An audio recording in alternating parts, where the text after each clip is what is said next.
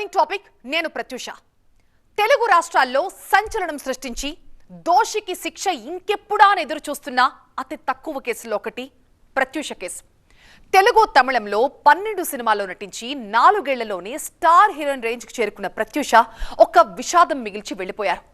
ఆమె చనిపోవడమే అతిపెద్ద వార్త అనుకుంటే ఆమె చనిపోయిన తీరుపై వచ్చిన అనుమానాలు, ఆరోపణలు అంతకు మించి సంచలనాలు సృష్టించాయి.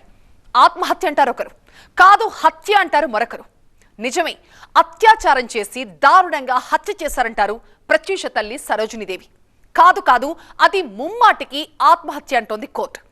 అత్యాచారం జరగలేదని కమిటీ రిపోర్ట్. ఇంతటి గందరగోళం మిగిల్చింది ప్రత్యూష మరణం. ఇంతకీ ప్రత్యూష కేసులో ఏం జరిగింది? డీటెయిల్ గా చూద్దాం ఇవాల్టి బర్నింగ్ టాపిక్ లో.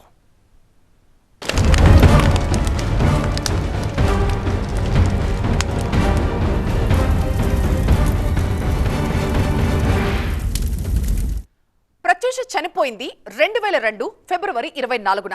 సుప్రీంకోర్టులో తుది తీర్పు వచ్చింది ఈ ఫిబ్రవరిలో. ఈ మధ్యలో గడిచిన కాలం 24 ఏళ్లు. 24 ఫ్రేమ్స్లోనే తన కెరియర్ వెతుక్కున్న ప్రత్యూష తన జీవితం, ఆమె మరణం, ఆమె చావుకు జరిగిన న్యాయం అంతా ఆ 24 చుట్టూనే తిరిగింది. ప్రత్యూష కేసులో తుది తీర్పునిచ్చిన జస్టిస్ రాజేష్ బిందల్, జస్టిస్ మన్మోహన్ ధర్మాసనం హత్యారోపణలకి, అత్యాచారం జరిగింది అనడానికి సైంటిఫిక్ ఎవిడెన్స్ లేదని స్పష్టం చేసింది. ఇది ముమ్మాటికి ఆత్మహత్యే, సిద్ధార్థ్ రెడ్డి ప్రేరణ వల్లేనంటూ ఒక కంక్లూజన్ ఇచ్చింది.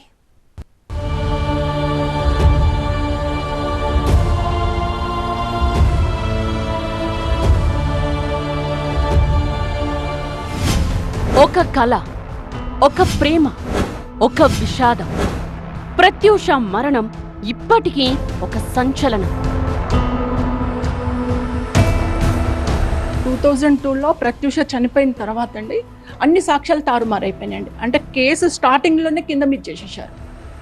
తెలుగు సినీ పరిశ్రమలో ఒక వెలుగు వెలిగి అంతే వేగంగా కనుమరుగైన తార ప్రత్యూష. ఆమె మృతి వెనుక ఉన్న రహస్యం, ఆమె తల్లి సరోజినీదేవి చేసిన 2 దశాబ్దాల సుదీర్ఘ న్యాయ పోరాటం సుప్రీంకోర్టు తుది తీర్పుతో ఒక ముగింపుకు చేరింది. ఒకవేళ నాకు అన్ని సాక్ష్యాలు దొరికి ఉంటే ఆ కాలంలో తప్పకుండా లైఫ్ పనిష్మెంట్ పడేది. చిన్న వయసులోనే సినీ రంగంలోకి అడుగుపెట్టిన ప్రత్యూష నవ్వుల రాణిగా గుర్తింపు తెచ్చుకుని టాప్ హీరోయిన్ అవుతుందనుకున్న తరుణంలో ప్రేమ ఆమె జీవితాన్ని మలుపు తిప్పింది. తనతో పాటు ఇంటర్మీడియట్ చదువుకున్న సిద్ధార్థ్ రెడ్డితో ఆమె ప్రేమలో పడ్డారు. రిమాండ్ రిపోర్ట్ ప్రకారం ప్రత్యూష, సిద్ధార్థ అప్పటికే 6 ఏళ్లుగా ప్రేమలో ఉన్నారు. అయితే సిద్ధార్థ్ కుటుంబ సభ్యులు వీరి పెళ్లికి ఒప్పుకోకపోవడం ఈ మొత్తం విషాదానికి బీజం వేసింది. పెద్దలు తమ పెళ్లికి ఒప్పుకోవడం లేదనే కారణంతో సిద్ధార్థ అండ్ ప్రత్యూష ఆత్మహత్యయత్నం చేశారని కూడా రిమాండ్ రిపోర్ట్లో ఉంది. ఈ రిపోర్ట్ ప్రకారం ఆ రోజు ఒకే కారులో వెళ్లిన ఈ ఇద్దరు పురుగుల మందు కొనుక్కున్నారు. కూల్ డ్రింక్ లో కలుపుకుని కారులోనే తాగారు. బట్ అది ఆవేశంలో తీసుకున్న నిర్ణయమని తెలుసుకుని ఎలాగైనా బతకాలనుకున్నారు. అదే కారులో నేరుగా హాస్పిటల్కు వెళ్లారు. అది జరిగింది 2002 ఫిబ్రవరి 23న. రాత్రి 7:30 నుండి 8 గంటల మధ్య ఇద్దరూ విషం తాగిన పరిస్థితిలో హైదరాబాద్లోనే ఒక ప్రైవేట్ హాస్పిటల్లో జాయిన్ అయ్యారు. ఆ మరుసటి రోజు అంటే 2002 ఫిబ్రవరి 24న ప్రత్యూష చనిపోతే సిద్ధార్థ్ మాత్రం హాస్పిటల్లో ట్రీట్మెంట్ తీసుకుని 2002 మార్చి 9వ తేదీన డిశ్చార్జ్ అయ్యారు.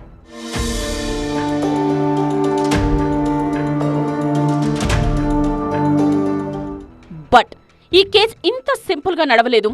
ఆ రోజుల్లో ప్రత్యూషది ఆత్మహత్య కాదు, హత్యే అనే ఆరోపణలొచ్చాయి. అంతేకాదు, ప్రత్యూషపై అత్యాచారం జరిగిందనే ఆరోపణ ప్రకంపనలు సృష్టించింది. స్వయంగా ఆమె తల్లి సరోజినీదేవి ఇప్పటికీ ఇదే విషయం చెప్తూ ఉంటారు.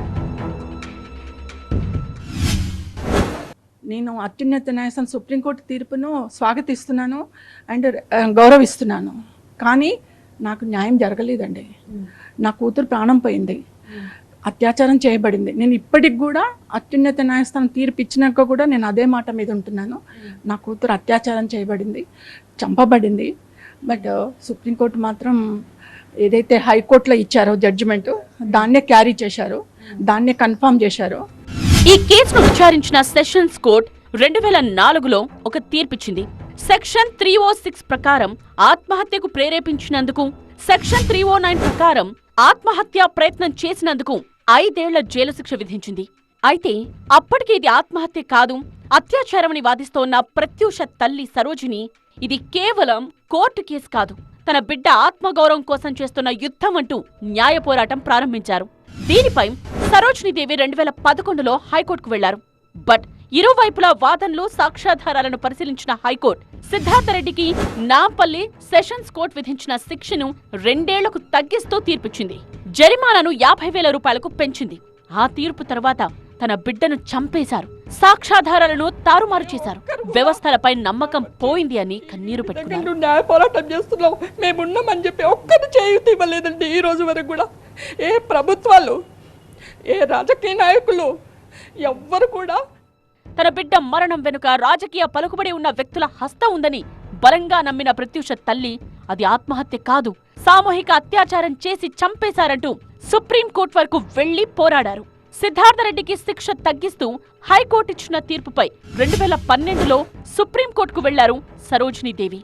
కానీ విధి ఎలాంటి ఆట ఆడిందంటే ఆ కేసు విచారణకు రావడానికే 13 ఏళ్లు పట్టింది.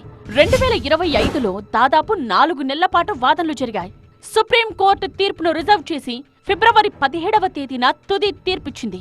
హైకోర్టు ఇచ్చిన తీర్పును సుప్రీంకోర్టు కూడా సమర్థించింది. బట్ సిద్ధార్థరెడ్డిని మాత్రం వెంటనే లొంగిపోవాలని తీర్పిచ్చింది. బట్ ఏంటంటే నాకు మాత్రం న్యాయం జరగలేదు. నేను నా సుప్రీంకోర్టుకు పోయింది, హైకోర్టుకు పోయింది కూడా. నా కూతురు అత్యాచారం చేయబడింది, నా కూతురు చంపబడ్డది కాబట్టి ఒక జీవితం పోయింది. మా కుటుంబం, ఎదగాల్సిన కుటుంబం అక్కడే ఉండిపోయింది. నా కూతురు జీవితం పోయింది అంటే ఎంతో ఎదగాల్సిన అమ్మాయిని తీసేశారు. కాబట్టి నాకు జీవిత ఖైదు ఇవ్వండి, లైఫ్ పనిష్మెంట్ ఇవ్వండి అని చెప్పేసి నేను తుది వరకు పోరాటం చేసిన. ఇదే కేసులో సరోజినితో పాటు సిద్ధార్థరెడ్డి కూడా పిటిషన్ వేశారు. ఆ పిటిషన్ను సుప్రీం కొట్టేసింది. ఇంతకీ సిద్ధార్థరెడ్డి వేసిన పిటిషన్ ఎందుకంటే అసలు ఆ 2 ఏళ్ల శిక్షను కూడా రద్దు చేయమని, ప్రత్యూషను ఆత్మహత్యకు ప్రేరేపించలేదని, ఇద్దరం కలిసి తీసుకున్న ఉద్వేగపూరిత నిర్ణయమని కోర్టులో వాదించారు. విషం తాగిన తరువాత ప్రత్యూషను తానే స్వయంగా కారు నడుపుతూ ఆస్పత్రికి తీసుకువెళ్లానని, ఆమెను కాపాడాలనే ఉద్దేశం ఉంది కాబట్టి తాను నిర్దోషినని పిటిషన్లో చెప్పుకున్నారు. బట్ సిద్ధార్థరెడ్డి వాదనలను ధర్మాసనం తోసిపుచ్చింది. విషం బాటిళ్లను సిద్ధార్థే కొనుగోలు చేశాడు అనడానికి సాక్ష్యాలున్నాయని చెప్పింది. ఇద్దరం కలిసి ఆత్మహత్య చేసుకుందామని అనుకున్నప్పుడు వారిలో ఒకరు చనిపోయి మరొకరు బతికితే బతికున్న వ్యక్తి అవతలి వ్యక్తి మరణానికి చట్టబద్ధంగా బాధ్యుడే అవుతారని సుప్రీంకోర్టు స్పష్టం చేసింది. అందుకే హైకోర్టు తీర్పుని సమర్థించింది. ఈ తీర్పు తరువాత సిద్ధార్థరెడ్డి లొంగిపోవడానికి 4 వారాల గడువు కూడా ఇచ్చింది. ఈ కథంతా కట్టే కొట్టే తెచ్చేలా ఉంది. కానీ 2002 నుండి తీర్పొచ్చిన ఈ 2026 మధ్యలో స్టోరీ ఎన్నో మలుపులు తిరిగింది. ఈ 24 ఏళ్ల న్యాయ పోరాటంలో ఎన్నో సంచలనాలు కూడా తెరమీదకొచ్చాయి. ప్రత్యూషది హత్య కాదు, ఆత్మహత్య అని తేలింది. సెషన్స్ కోర్ట్, హైకోర్టు, సుప్రీంకోర్టు తమ తీర్పుల్లో ఇదే విషయాన్ని చాలా క్లియర్గా చెప్పాయి. అయినా సరే అది హత్యే అనే వాదన ఎందుకొచ్చింది? దీనికి తోడు ప్రత్యూషపై అత్యాచారం జరిగిందన్న పెద్ద ఆరోపణ. అసలు ఆత్మహత్యయత్నం కింద ఆసుపత్రిలో మొదలైన ఈ కేసు హత్యారోపణలుగా మారి ఏకంగా హత్యాచార ఆరోపణలకు దారితీసింది. ఎందుకని, ఏం జరిగిందని ఈ స్టోరీలో ఇన్ని మలుపులు? ఈ కేసులో ప్రధాన మలుపు గాంధీ హాస్పిటల్లోని forensic expert doctor B Muniswamy ఇచ్చిన రిపోర్ట్. ప్రత్యూషది గొంతు నులవడం వల్ల జరిగిన హత్య అని ప్రైమరీ రిపోర్ట్ ఇచ్చారు. ఈ నివేదిక అప్పట్లో పెను సంచలనం. ఒకవైపు పోలీసులు ఇది ఆత్మహత్యే అని వాదిస్తున్న సమయంలో ఒక సంచలన రిపోర్ట్తో వచ్చారు మునిస్వామి. ప్రత్యూష శరీరంపై సుమారు 13 గాయాలు ఉన్నట్లుగా చెప్పారు. అవి పెనుగులాట సమయంలో జరిగినవి కావచ్చనేది మునిస్వామి భావన. అంతేకాదు, పోలీసులు చెప్తున్నట్లు ప్రత్యూష శరీరంలో ఆర్గానోఫాస్ఫేట్ అనే విషం, ఇదొక కిరోసిన్ వంటి వాసన వస్తుంది. ఆ వాసన పోస్ట్మార్టం సమయంలో తనకి రాలేదని మునిస్వామి వాదించారు. పోలీసులు చేస్తున్న ఆత్మహత్య వాదనతో తాను ఏకీభవించనని, తన సుదీర్ఘ అనుభవం ప్రకారం అది హత్యేనని వాదించారు. హైకోర్టులో కౌంటర్ అఫిడవిట్ కూడా దాఖలు చేశారు.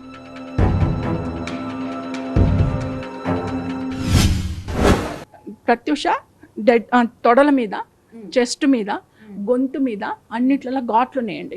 నేను నైట్ నెక్స్ట్ డే మార్నింగ్ పోయి చూసినప్పుడు ఇక్కడ ఇలా ప్రెస్ చేసి ఉన్నాయండి గొంతులో. నేను డాక్టర్ని అడిగితే అవి మేము ట్రీట్మెంట్కి క్లిప్పింగ్స్ పెట్టామంటారు.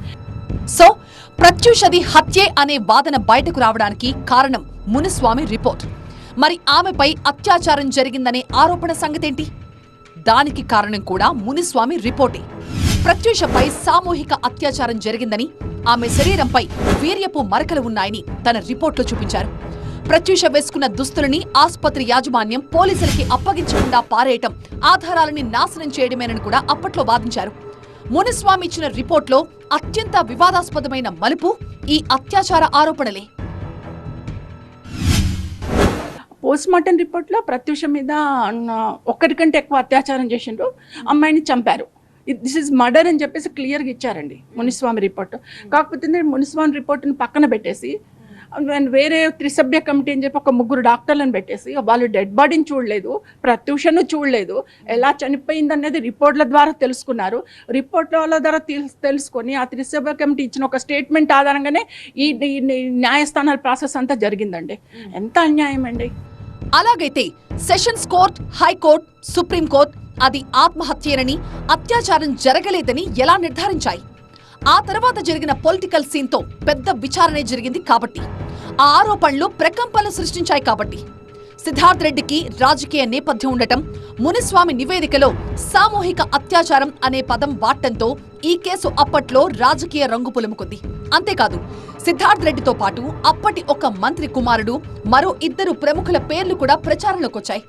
దీంతో అప్పటి ప్రతిపక్ష నేత వైఎస్ రాజశేఖర రెడ్డి ఈ కేసును సీరియస్ గా తీసుకుని అసెంబ్లీలో ప్రభుత్వంపై ఒత్తిడి తెచ్చారు.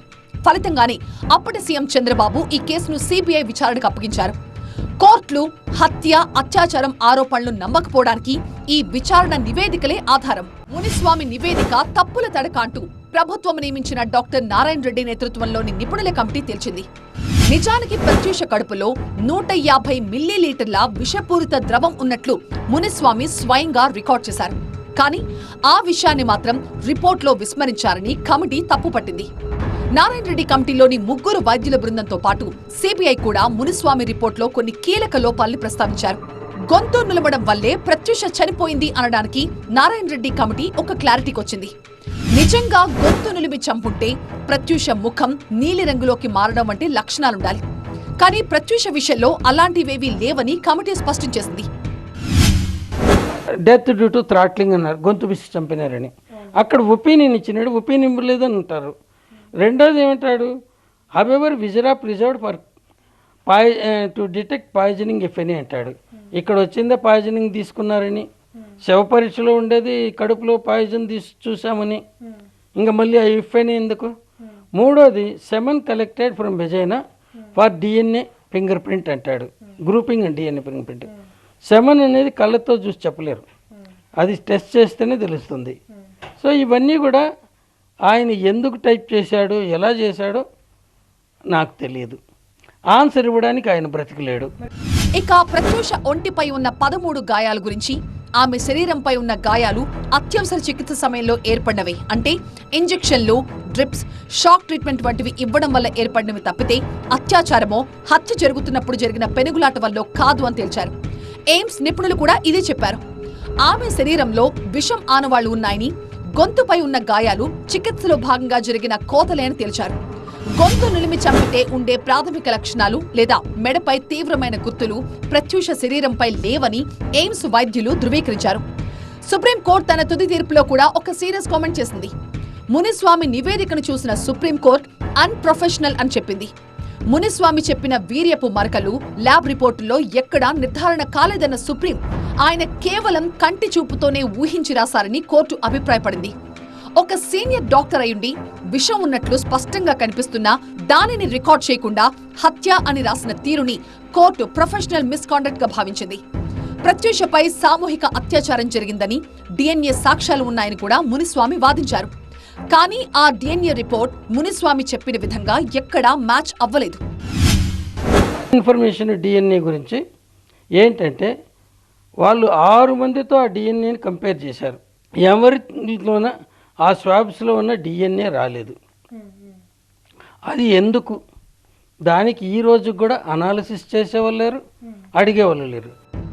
మొత్తానికి మునిస్వామి ఇచ్చిన ఆ రిపోర్ట్ తీవ్ర గందరగోళ పరిస్థితి సృష్టించింది. దీంతో అలాంటి నివేదిక ఇచ్చినందుకు ప్రభుత్వం మునిస్వామిని సస్పెండ్ చేసింది. ఆ తర్వాత మునిస్వామి డ్యూటీలో జాయిన్ అయినప్పటికీ 2009 ఆగస్టులో హైదరాబాద్ లో జరిగిన ఒక రోడ్ యాక్సిడెంట్ లో ఆయన చనిపోయారు. మరి 3 కోర్టులు హత్య కాదు, అత్యాచారం జరగలేదని చెప్తున్నా సరే సరోజినీదేవి ఆ మునిస్వామి రిపోర్ట్ నే ఎందుకని బలంగా నమ్మారు? ఎందుకంటే ప్రత్యూష మృతదేహానికి పోస్ట్ మార్టం చేసిన మొదటి వ్యక్తి డాక్టర్ మునిస్వామిని. ఆయన గొంతు నిలిమి చంపారని, అత్యాచారం జరిగిందని పోస్ట్ మార్టం ద్వారా కళ్ళారా చూసి చెప్పారని చెప్తున్నారు సరోజినీదేవి. ఆ తర్వాత వచ్చిన కమిటీలు కేవలం కాగితాల మీదున్న రిపోర్ట్ల ఆధారంగా తీర్పిచ్చాయి తప్ప నిజానిజాలు చూడలేదని ఆరోపిస్తూ వచ్చారామె. పైగా సాక్ష్యాధారాలు చెరిపేశారన్న ఆరోపణలు కూడా చేశారు. ప్రత్యూష ఆసుపత్రిలో ఉన్నప్పుడు ఆమె వేసుకున్న దుస్తులు మాయించేశారని, ఒక్కవేళ ఆ దుస్తులే ఉంటే అత్యాచారం జరిగిందా లేదా అన్నది బయటపడేదని ఆరోపించారు. ఆధారాలు తారుమారైన తర్వాత కమిటీ ఇచ్చే నివేదికకి విలువ ఉండదు అనేది సరోజినీదేవి వాదన. వేరే సిద్ధార్థ్ 24 ఏళ్ల తర్వాత సుప్రీంకోర్టు అంతిమ తీర్పిచ్చాక అందరి మెదళ్లలో మొదలవుతున్న ప్రశ్న ఇది.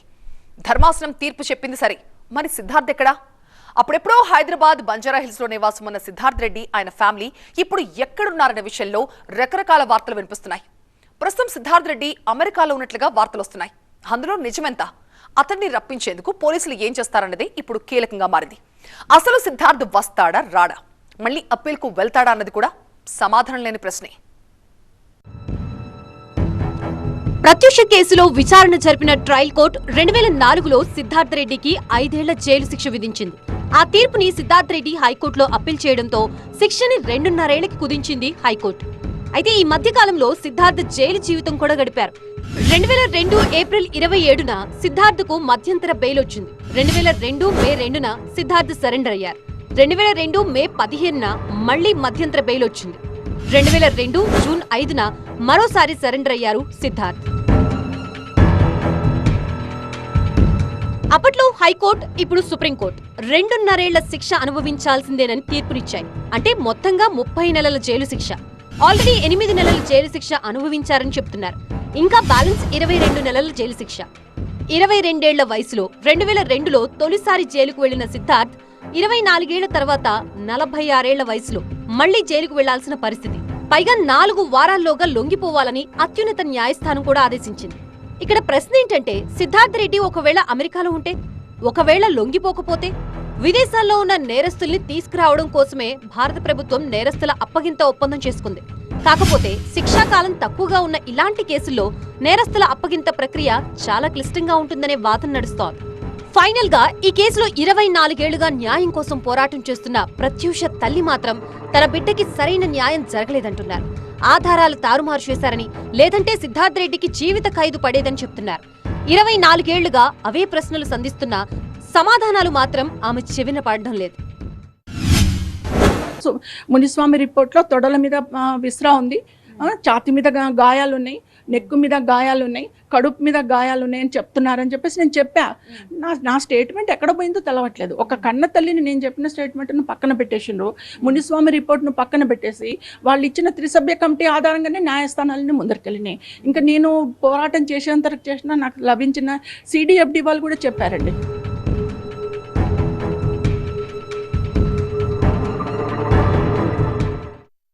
ఇక్కడితో ప్రత్యూష కేసు ముగిసిపోతుందా?